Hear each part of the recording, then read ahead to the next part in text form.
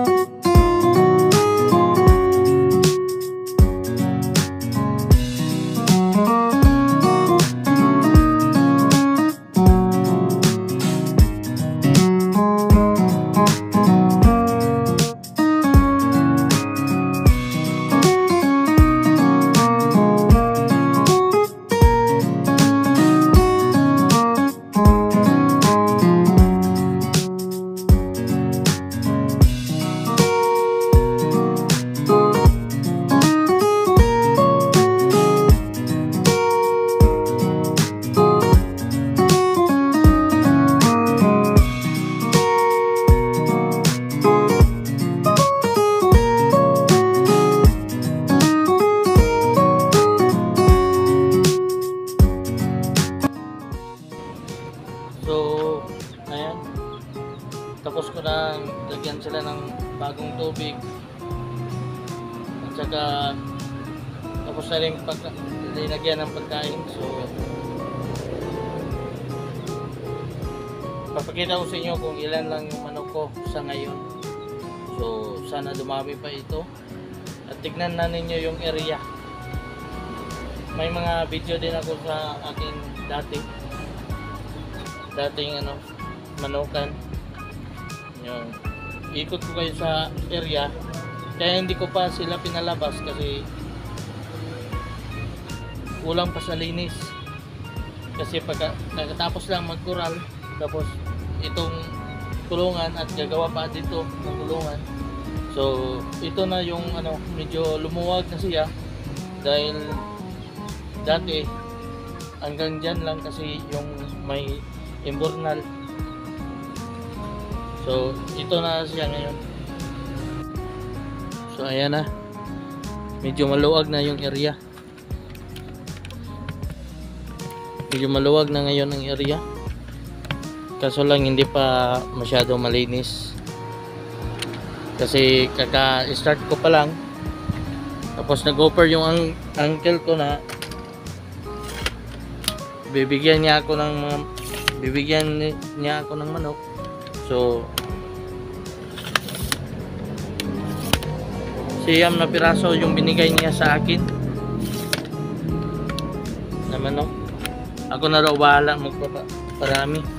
So hindi ko pa sila pakawalan kasi kulang pa yung dito. Kulang pa yung Blacky. Kulang pa yung linis. So linisan pa yan. Tapos gagawa pa akong paitlogan ng manok. So ganyan nakaluwag yung tatakbuhan nila.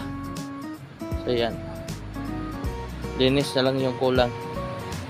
So hindi naman natin ipapalabas sila hanggang hindi ito malilinis. So yan, medyo maluwag na yan. So ngayon ipapakita ko ngayon yung ilan lang yung manok ko. So ito yung first room nga. Ayan. May 3 piraso. Ayan. Dito sa kabila 3 piraso din. Ayan.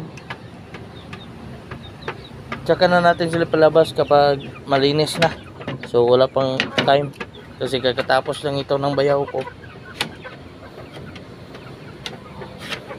Yan, 3 piraso din dito.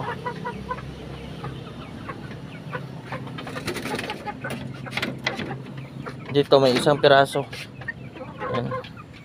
Gagawin natin yung breeder.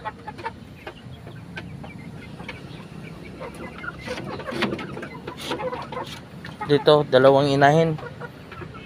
May 2 inahin na dyan. So, tsaka lang natin pakawalan kapag makagawa na tayo ng paitlogan. Tapos malinis ko na yung area. Yan.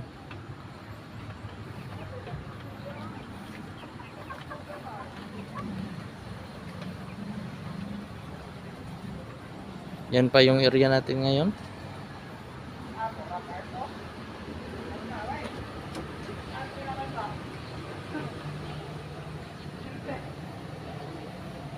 So, maganda na yung ating kulungan. So, hanggang dito na lang muna mga master, mga tropa. And dito na lang muna yung ating update sa ating munting manukan. So, update ko ulit kayo kapag malinis na to. At pagkakawalan na natin yung mga manok. So, alright. Peace.